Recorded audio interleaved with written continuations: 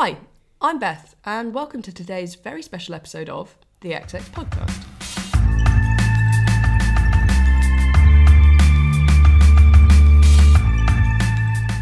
So, today's episode is very special because Hannah's not here. I'm actually in Oman, where my parents live, but I've got a very special guest today. Welcome, Aisha, to the XX Podcast. Hey guys. So, Aisha, tell us a little bit about yourself and why you're so special. I'm crazy. I like cats. I am a derp. I'm smart, and I like science. Yeah, so Aisha's 10, and which is why comments are disabled on today's video. So today, me and Aisha are going to talk about a film that Aisha chose, which is the 2013 film After Earth, directed by M. Night Shyamalan. So, what do you think of the film? Well, for starters, my dad says it's fake and he hates it, but I love it. Yeah? It's one of my favorite movies. So you find it really enjoyable? Yes. So what I found really interesting about this, coming from the perspective of science, is that it's got a really strange mix, because a lot of sci-fi films, they take science and go, meh, we're going to totally ignore all of that and like throw it out of the window. Or they go, we're going to stick exactly to science that works. But this film does a little bit of both, I think. So it's got some stuff that's really cool and really scientific and some stuff that just doesn't make any sense. What do you think of that? Did you notice at all, or were you just enjoying the ride? I was just enjoying the ride. Yeah? My favorite bit was when he nearly died. I'm strange that way. I like it when people die in movies. Well, he nearly died about 4 times though, didn't he?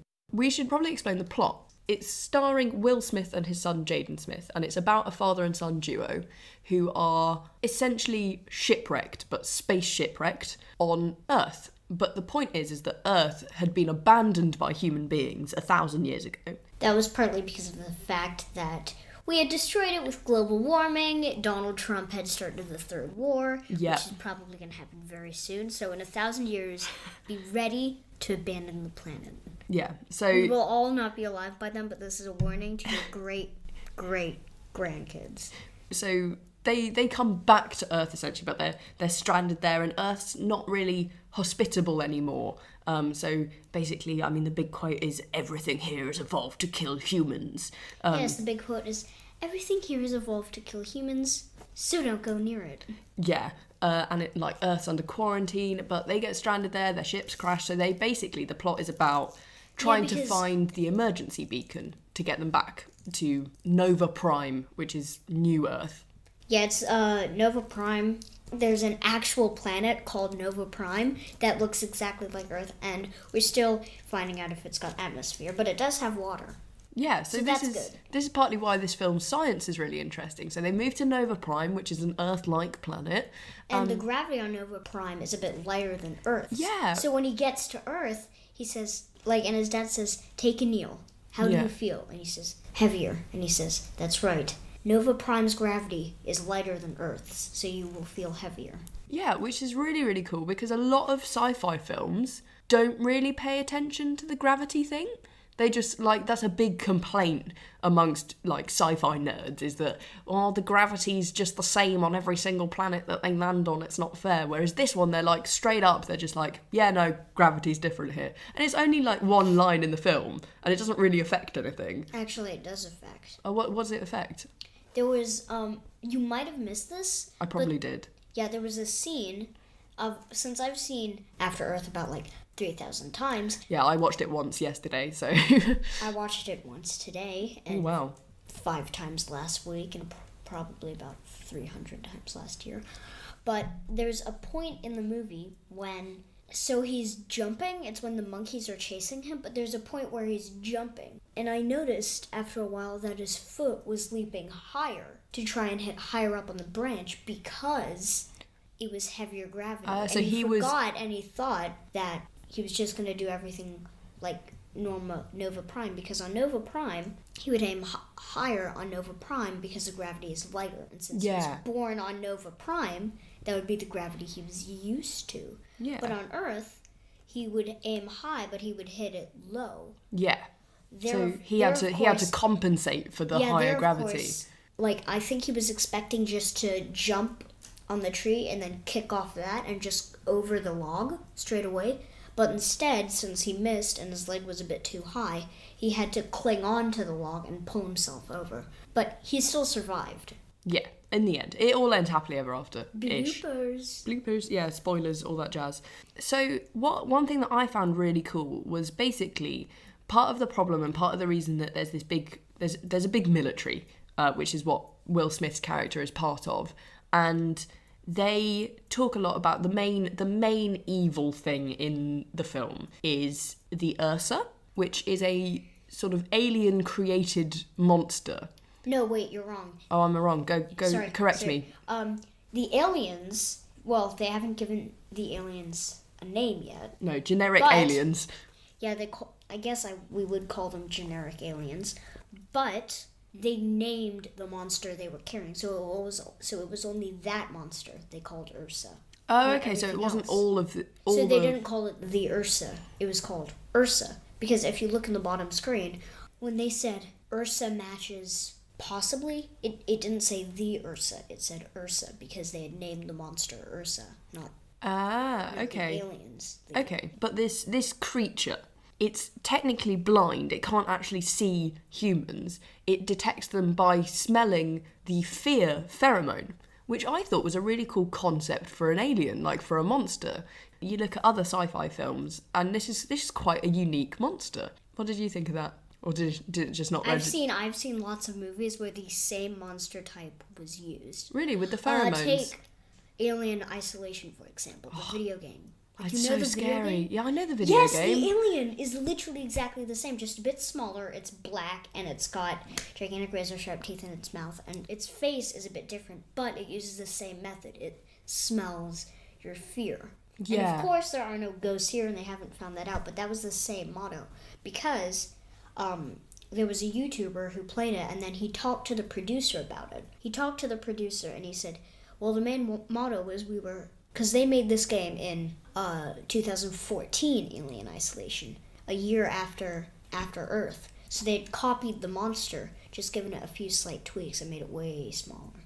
Yeah. And then popped it aboard a space station, and it killed more people. So you said they're ghosting, or ghosts. We haven't explained that yet. Do you want to explain what ghosts are?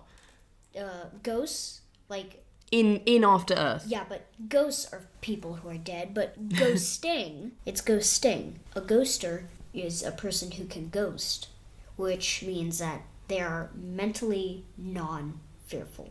They're non-fearful. They cannot generate fear. Well, they have, like, a few pieces of fear. And at the end of After Earth, when he's about to go get rescued, the dad gets fearful for his son. So that's the end of his career, eternally. But his son, at the end, becomes a ghoster. And when they ghost, what they're doing is they're preventing the monsters from smelling their fear. Yeah, because they're not afraid, so they're not releasing pheromones. So they're invisible as well to the monster. And when you fear, you perspirate. So if you're lying, your heartbeat gets faster and you perspirate. If you're fearful, your heart gets super faster. Your brain releases some hormones. Like, you'll get sweaty, you'll get really sweaty, but then again, that happens a lot, but you'll get, like, quite sweaty, you'll scream, or you'll be breathing heavily. But I guess... Your brain will release hormones, and your heart will be beating, and that is fear. So the monster can, like, scan you, and it can sense that you're fearful. And when it scans, no one who's fearful, so it can't pick up a signal from that person, so they're technically invisible to them because they're blind. But it's different because it's like having your eyes closed, but you can hear everyone's heart beating, and you can sense it from a direction, but it has to be a certain level of heartbeat. Yeah. So if it's a tense heartbeat, they'll be able to hear it and sense where you are. If it's a calm heartbeat, when you're a ghoster and you're ghosting, then they won't be able to sense you, and you can chop off their arms and legs and kill them. So it's not like smell, like how a cat or dog would be able to smell you and where you've gone. No, they don't have a sense of smell or sight. They can smell the pheromones. They can barely feel, but they have a superb sense. And their hearing is like, it's like not bats hearing, it's not humans hearing. So like if I said, ah, they wouldn't hear me. They would only hear like my heartbeat and the moisture on their feeling skin, the reason they can't feel so much is because their skin is covered in these moisture pads, which I'm guessing, well, I think they're covered in moisture pads, so they can sense when someone's perspirating. And then, okay. So they'll hear your heartbeat, they'll sense your perspirating, and they'll head in that direction. And then, if they slash out somewhere, like sometimes sometimes things will slash out and miss, like when the alien slashes out and misses him by millimeters. Sometimes I'm guessing that they might do that to sense more perspiration, because you'll roll your hand and then you might roll another hand and you'll be able to sense the perspiration. Okay. So you'll be able to sense where they are and if they're closer or farther. And they have hearing like for heartbeats, not for footsteps. So if I went, it wouldn't hear me. It would hear my heartbeat. It won't sense you running, but it'll sense you. Your heart speeding up because you're running. Yeah, but if you stay still, your eyes are closed, and you're calm, like that on the radar, then you'll be able to perfectly outnumber them.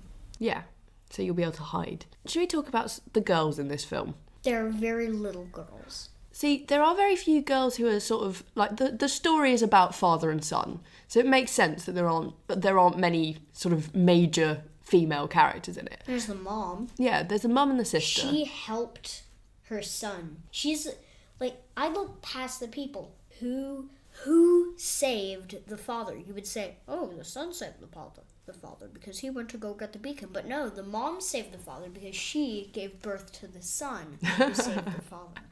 Okay, so mum rules in the end, basically. Yeah, mom. But see, what I found quite interesting is Will Smith's son, what's his character name again? Begins with a K. Jaden Smith's character. Let's go. Cadigan.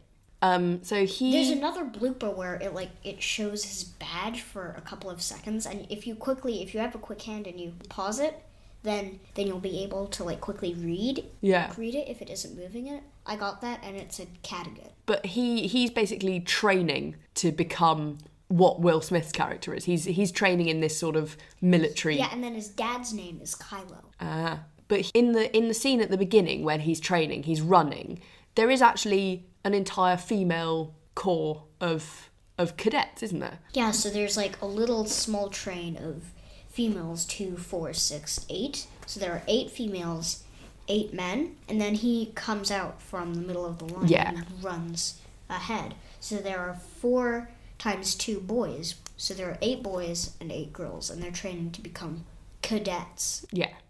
Which is good. No, they're training to become a ranger. They're training to become rangers. So even though there aren't really girls in the main plot, they're still there in the background, because a lot of military, when you see scenes, they're just all men, even the background characters, which is why this is quite interesting. I thought I noticed it, which is, I don't know if it stood out to you at all. Yeah, it kind of did stand out, but the main girl character was the mom, but the second main character was the sister, and she kept dying and repeating it, so he would keep having flashbacks of the memory of his sister who was saving him. Yeah, so his sister... Because when he was younger, he had a whole afro. Man, I wish he had that, though. He had great hair when he was a little kid. It was so cute. Yeah, it was so cute. And that bit when he's giving his father his cutlass. Yeah. Not a cutlass, but his little thing. It's just he looks like he's very sweet. What do you think about when you're watching films and you see a girl being the main character and being really kick-ass? What do you think? Do you prefer it to films where it's all boys all the time? Or do you not really care? I don't really care. No, you just like sci-fi films? Yeah, I like sci-fi films. I like Star Wars. Yeah, Star Wars is great. Right, what else have we got? Oh, there was one thing that kind of frustrated me about this film. And I know you really like it, but I'm going to tell you anyway. So, his smart suit, he's basically in this suit which has so many sensors on it, and he uses it to talk to his father, and his dad can see all around him because of it, and it can sense his heartbeat, and it can sense toxins and that kind of thing, and it changes colour, but the colour change, it doesn't help him get camouflaged at all. I would have thought it would be more helpful to have a smart suit which is camouflaged.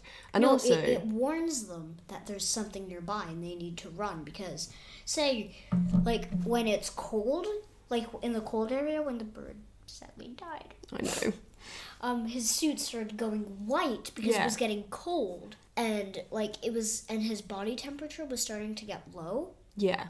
And even if he didn't know that, the suit would tell him by going white. And when it was just like a brown, ugly beige color. Oh, yeah. When he was poisoned, it went beige. When he was poisoned, it went a little reddish beige. Yeah. Did you see that? Yeah. And that was meant to say that his blood toxin was getting bad. Yeah. But I still thought and then when he lays down, it goes back to a beige color because he is taken care of. Then when there's a predator nearby, and when he wakes up, since there is a predator nearby, when he wakes up, there was something nearby. Remember? Yeah. So see how his suit was going black? Mm-hmm. There was another little cutscene in this one. Like way out in the corner, you could see, I don't know how to explain it, but there was this vicious bird-like creature. And it was in the tree, and it was moving quite a bit, so that's what was causing the suit to go black. Mm. And then if there was a Venus flytrap there, it would have probably evolved to get pretty big. Yeah. But at winter, it'll wrap up to conserve heat, and that's when he woke up and he had to go. Yeah. And then when he finds the Ursa container and it's not contained, and he heads towards the mountain. Yeah. He finds the tree with lots of the crew members from the tail. Yeah. Stabbed on a tree, which was that gruesome picture at the beginning. Yeah. So that was what the that's alien does to people. That's what the Ursa does to warn people that they're coming. Yeah. So they kind of stab people on bits of tree. But I still just thought that the things that could have made that suit better were it actually being camouflage, because it's as soon as a monster showed up, it changed colour, and or not a monster, but an animal showed up that was trying to kill him, it would change colour, and that kind of made him obvious to the monster. You think it'd be a little bit more helpful, if he was in green and a monster showed up, it would go green, so he was all camouflaged. But also, he didn't have any gloves on, and I was like, the gloves would have helped, because then he wouldn't have gotten bitten by the leech and got poisoned. Actually, the gloves wouldn't have helped. No, you don't think so? Because when you wear gloves, your nails are covered. And I use my nails, since I've got really long nails.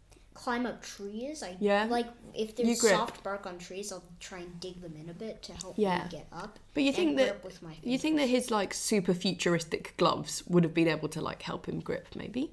And also, if you had gloves, he wouldn't be able to go down to his legs, grab the fabric, and then when he pulls it up, it magnetizes. It's for the wingsuit. So it goes for the wingsuit. Magnetizes here, so we can let go. But you can't do that with gloves, because if you'd be scrabbling and you wouldn't be able to hold it. Okay. And then you just plummet and then you just down. fall and die, like he nearly does. And also, when you wear gloves, it's really hard to grip your Nutella, and I don't like gloves. Yeah, to be fair, gloves do get in the way of eating Nutella directly out of the pot with your fingers. That would be. No, I use a spoon. Oh, you use a spoon. Okay, you're far more civilized than I am. I just scoop. When there's very little left, though, I'll put my whole hand in. In your whole hand? I can't fit my whole hand in the jar. They're too big. Scrape, and then when I pull out, there's a big blob of Nutella, and I go. Well, cute. So I think that there's a pretty good summary of After Earth and what we think about it. It's a pretty cool film. It's got some interesting science in it. Some of it's pretty cool, and pretty accurate actually, and some of it is a little bit wobbly and silly, but it's a sci-fi film. So thanks for listening to today's very special episode of the XX podcast. Like I say, comments are disabled on this because Aisha is 10, but you can talk to us on Twitter at XX_science. Please don't use Snapchat, it's really inappropriate. We don't have Snapchat, it's okay. Yeah, I think that's it for today. Thank you so much, Aisha, for coming on. It's been lovely to have you. Thank you. So I've been Beth. I've been Aisha. And we've been the XX Podcast.